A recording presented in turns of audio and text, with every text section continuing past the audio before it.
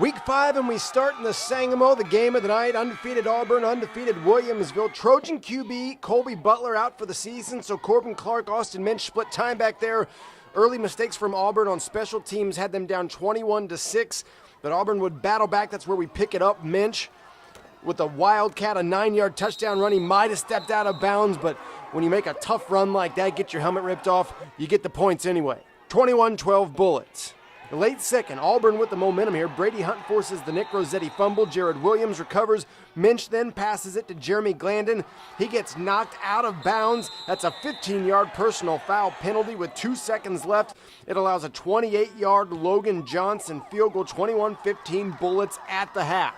To the second half, the Bullets would strike first. Nick Rossetti, 14-yard run. Shoestring tackle, might have saved the touchdown. That's a first down. And then we go to the passing game. Rossetti finds J.P. Meyer, and he fights off the Auburn defense. 27 yards, 28-15 Williamsville leading. Auburn would answer right away, though. Minch looks like he might break this. Drugged down at the Williamsville 30-yard line eventually. And then Anthony Gillick with extra touches in the backfield because of the fact that Minch was playing quarterback half the night. He scores from 18 yards out, 28-21. We're within a score if you're Auburn fans. It stayed that way for a long time, and we're in the fourth quarter now, less than 2 minutes to play. Williamsville on third and long. Rossetti gets it to Clinton Fletcher, but he's a yard short. Fourth down, minute 5 to play. Bullets call a timeout. They decide to punt it, so Auburn's final drive here. Pump and go from Clark to Minch. He almost got away again. The Trojans would have one final play as time expires. Clark would heave it into the end zone, but it's knocked down. Williamsville's fourth straight win in Auburn. They improved to 5-0, 28-21 was the final. Coach, if I told you you'd only score one touchdown in the last 2.5 quarters of that game, do you think that you win it? I think our D's been playing pretty well all year, but no, I mean, I'll tell you what, that Minch is explosive, man, and if he can beat you on one play. So no, I would have thought we would have needed more at the end of score to get it. I knew it was going to be a battle, and it was exactly the battle we thought it would be. They're a great football team, they're well coached, and it was a heck of an effort by our kids to hold on. You know, we made some mistakes in the first half, was probably the game. I mean, that's unfortunate, but we had some things that we did on special teams and et cetera, and that really that hurt us big time. We stay in the Sangamon. Athens and Sangamon Valley, both undefeated in Sangamon play as well. Sean Pfeiffer, the beginning of a big night. First down into Sangamon Valley territory. Listen to these rushing stats on the night for Athens. 503 team rushing yards, 237 and 4 touchdowns for Pfeiffer, 120 and 2 touchdowns for James Sellinger, Brandon Weiss 79, Seth Perkins 87. The Warriors a huge bounce back after a wake-up call at Riverton, 60-26 the final from Athens.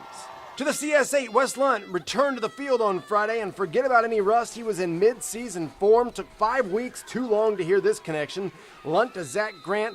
Grant gets to the tornado half of the field, and you know Lunt likes to diversify his portfolio. Dakota Greer, that's a first down, but his boy is Grant. Hits him in stride here on the slant. He works his way across the field for the score.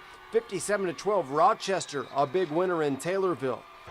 Glenwood with a non-conference game at home against undefeated Gateway Tech out of St. Louis. First offensive play for Tech. It's a go route. They're trying to take advantage of their speed, but Brandon Montre there to knock it down. That'll please defensive coordinator Lynn Onken, and Montre wasn't done. Later that drive, Tech's quarterback looking to break something big, but the senior stays home, snuffs it out yet again. That forces a fourth down, and Glenwood would get the ball on offense, go right to work. Here's Donovan Hammonds doing what he does. That's a first down, and it sets up his backfield counterpart, another Giovanelli in this backfield. Joey Giovanelli shakes off some Tech defenders, and 54 yards later, nothing but green between him and the end zone. It was 8-0 Glenwood.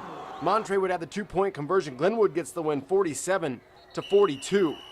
Jacksonville at Lanfear. Lanfear's homecoming at Memorial Stadium. Second quarter, Andy Mills to Dalton Keene. Keene is going to put huge numbers up before his career's over at Jacksonville. He's only a junior. It was 41-14. Lanfear would have a quick answer for that score. Freddie Lamprez, he's put up solid numbers this season as well. He finds Lance Boozer for the score, but too much Crimson and too much Keene. He's on the winning end of another Mills touchdown pass here. Jacksonville cruises 55-14. And the last CS8 game, Railers looking for their second straight win. Lincoln at Southeast. They'd get it. James Lysinger with the quarterback keeper. He gets down close to the end zone. Zach Schletter does the rest. He punches it in, sledding his way into the end zone. Railers in a rout 56-20. And our final stop of the night was in Pawnee. Pawnee and Nokomis. It was 6-6 at the half. And Nokomis was hanging in this one. Austin Chows goes up, picks off the Dalton Dorfler pass. That makes for a sad Indian. Dorfler would totally redeem himself later, though. Keeper, bootleg, minus the shoe. And his ball fakes are so good, the running game, it fools us sometimes too. Billy Howell escapes from the pile. That puts Pawnee up a score and makes for a happy Indian. There he is. Dorfler get back to work in the passing game. Look at the touch on this pass to Brady Bennett over the defender. Bennett down the sideline. He gets out of bounds, but it's a first down, Indians, and that drive wraps up as so many Pawnee drives do. Joey Matthews, touchdown. 20-14. Pawnee was a winner on Friday. Come back later on Saturday for SHG Springfield High highlights. These highlights are produced by Sports Radio 1450 in coordination with WCIA 3 News.